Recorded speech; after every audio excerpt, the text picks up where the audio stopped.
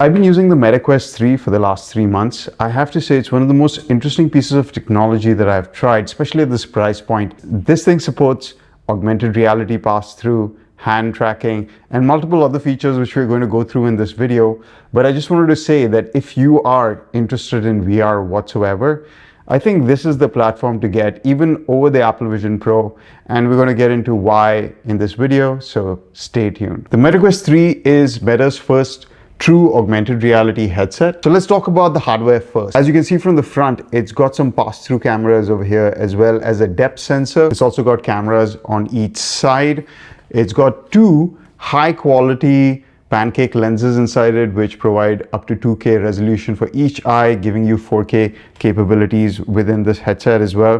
It's got a dioptic wheel where you can adjust the pupillary distance so you get the best viewing angle. It's got integrated spatial speakers as well, and it comes with this adjustable head strap at the back, where if you put it on, you can just pull this guy over here to like tighten or loosen it. It's quite comfortable, it's quite light. I've tried multiple headsets in the past, and just the ease of having this be an all-in-one device where you don't have to connect it to anything else, the weight of it, the way it feels on your face, the balance of weight from front to back. I think Meta has done an amazing job with this headset. It's pretty light, it's pretty comfortable, and easy to adjust. They just did a phenomenal job of the hardware itself.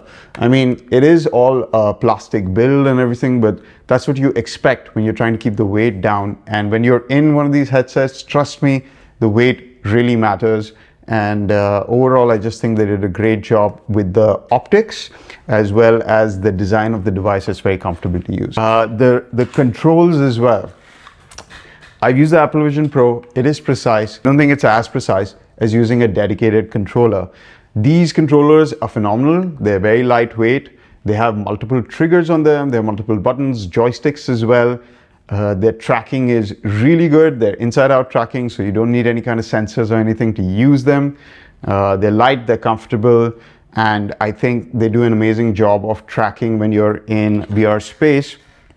And that's what these cameras over here are for, to detect and give you really good tracking.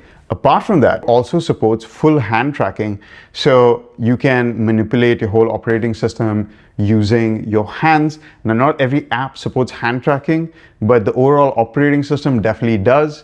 The hand tracking, I would say, is mediocre, but since I bought this headset, it's had about 5 updates where every time the hand tracking gets better, and I think Meta is eventually going to get there where the hand tracking is going to be really precise and fantastic. And I would say just most of the time I'm actually using hand tracking just for like to select movies, or like choose content in YouTube or something like that. I can just use my hands, and then when I want to do something a bit more precise, I'll switch to the controllers, and it gives you much better control and much more precision in your input. What can you do with the EMta Quest headset? This is a look at the operating system. So you have your quick settings over here, you have notifications, you have the ability to change to a close view where it looks kind of like an iPad, and then you can switch it to distance view as well. I kind of like distance view. Close view is nice to look at multiple windows and things like that. So you can also I can open a new tab over here and move it into a different screen. You get up to 3 panels that you can put over here, so you can see it's quite big. And then when you go into distance view, you can also see them all around you. Now you can scale these windows in distance view to any size that you want. So let's make this a bit smaller, so you could totally have multiple things. Now this is just the browser, but say I wanted to have my files over here, so now I have my files in the middle. So you can see there's the App Store as well. So I can move the App Store over here. And oh, this is the new Batman Arkham game that's coming out. Definitely going to be trying that out. Let's start off with content consumption, which is a great aspect of this device. The screen resolution is pretty high. Each eye gives you around 2000 by 2000 pixels roughly. It's a little bit more than that, but you get a really good quality image. The image inside the headset is bright and vibrant. I've been watching 4K Netflix, 8K content in 360 on this, and it just looks beautiful. So I would definitely watch a movie in this thing. It gives you a huge screen experience. It's very customizable as well based on your requirements and comfort level. The sound quality from the speakers is amazing. So if you just want to buy the headset just to watch movies, I would say it's a yes. You know, like it gives you a private viewing experience. You get a huge screen. The quality of the image is really nice, and you know, things stay locked into place.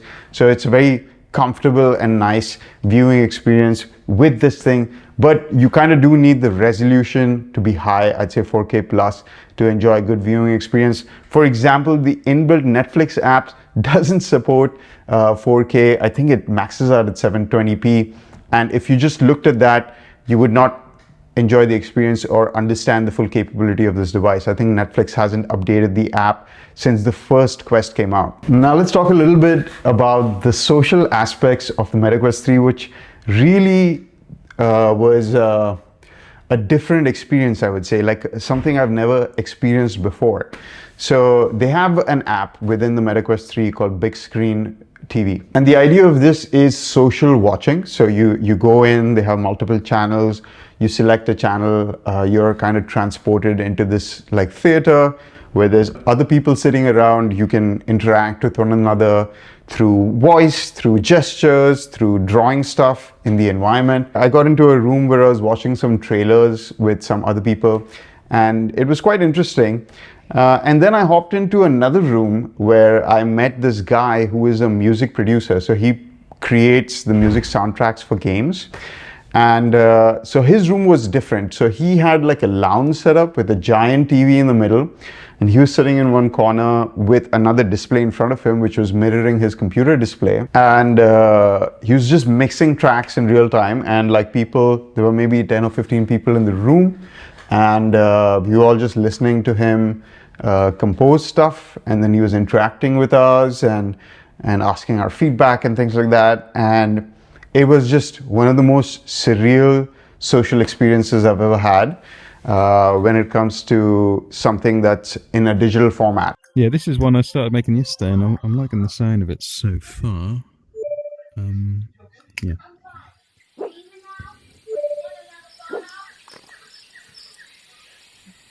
Yeah, I'm thinking of saving this for a second album, ambient album, you know.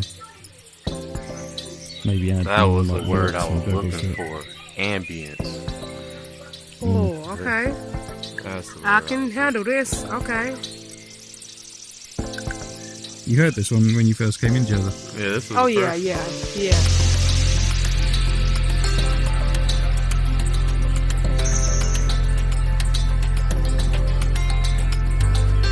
Sense of presence and the feeling that you're right there talking to these people, interacting in real time, seeing what they're doing, collaborating. It was something really special. Yes, the graphics are cartoony, and but it does support full hand tracking. The system kind of simulates the eye tracking for you, and it's amazing. The third aspect of this headset, the gaming aspect. When you buy a EMta Quest 3, it comes with this game called Asgard's Wrath 2. And I've been playing it for a while, and it is one of the best VR titles that I've played. Apart from, I'd say, maybe Resident Evil 8 was a phenomenal experience as well. But Asgard's Wrath is a massive open world RPG, and it's built for VR. It's a EMta Quest 3 exclusive. And, you know, just the sense of immersion and the way that they play with depth and scale throughout the game, and you know, the actions, and it's custom built for this hardware. This hardware, the EMta Quest 3 is not going to look as good as a PSVR 2 connected to a PS5. It just doesn't have the horsepower. But when developers build custom stuff just for the EMta Quest 3, then they can kind of target the hardware of this device and give you a really good experience. So I would say the graphics and everything in Asgard's Wrath 2 are amazing, and you will be blown away by the scale and the level of fidelity that this headset's able to achieve even over the EMta Quest 2.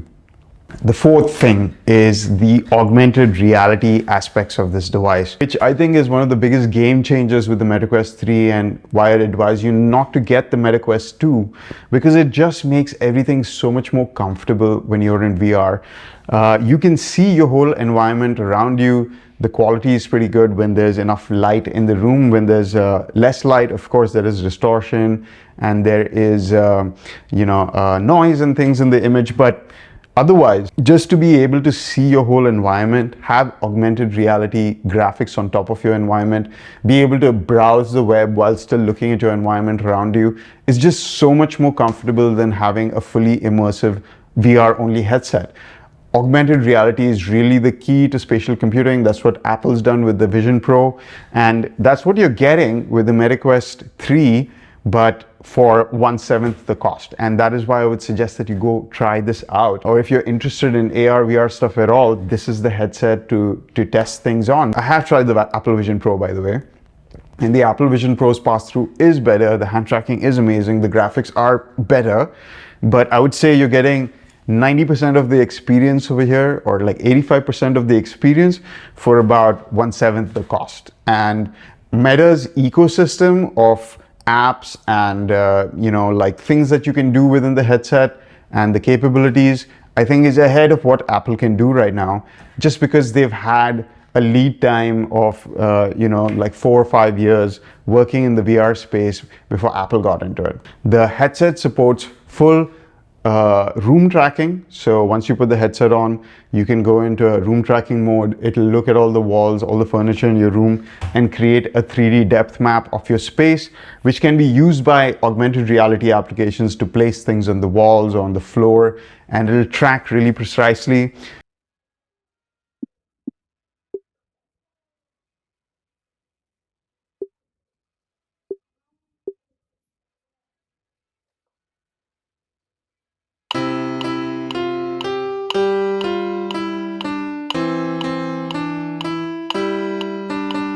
So this is another cool application that is there for the EMta Quest. Is called Virtual Desktop. And using this, I can be in my Mac and actually control everything using my remotes over here. And it works just like a mouse, so I can hold stuff, move things around. Like, how cool is the fact that you can just control your whole PC using this thing with your motion controls? Like, really love this app and highly recommend it. And if you're on PC, you can actually run PC VR games and stream them to your headset wirelessly, which is another cool feature of the Quest 3. Speaking of updates from Meta, since I bought this device, as I said, multiple updates, and the frequency of the updates is amazing. It's like pretty much every month you get an update and there is some drastic improvement within the headset. So for example, since I bought it, they've improved hand tracking, they've added full arm tracking, they have improved the pass-through to be even better and have less distortion and be able to see my screen clearly on my phone while I'm inside the headset. They've included Apple spatial video support, so you can shoot things on your iPhone 15 Pro Max in spatial video and then transfer it to the headset and watch them 3D videos on your headset. Try again.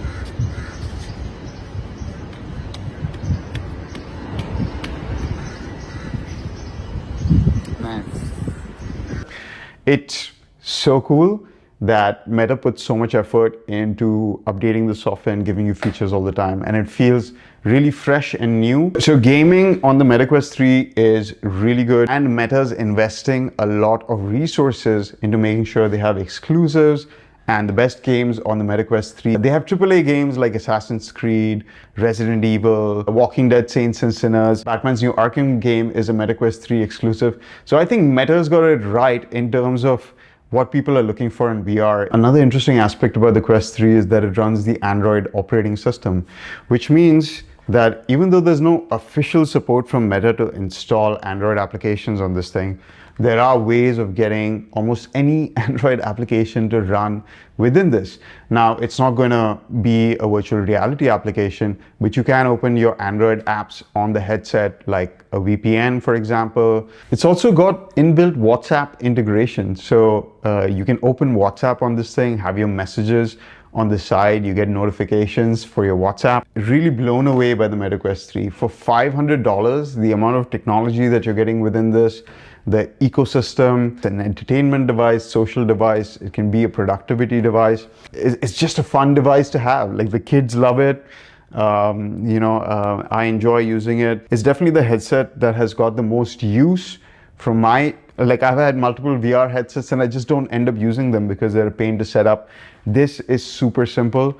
Like, you just pretty much turn it on. With hand tracking, I can just place things around. I can use my fingers to move around windows. I can scale things up. I've got something that looks like maybe a 100-inch screen in front of me. I can scale it to the size that I want. I can just browse with my hands, and I can touch the browser right here and just look at the fluidity of this operating system. I'm using everything with my hand tracking. If I were to give it a score, I would say 8.5 on 10. There's so much good about this device for this price, and I think it really makes augmented reality and virtual reality accessible to pretty much anyone. It's cheaper than most smartphones out there, and it gives you a really, really good VR experience. So that's it for this video, guys. If you liked it, hit that like button, leave me a comment, subscribe to watch more videos like this, and I'll see you guys in the next one. Bye.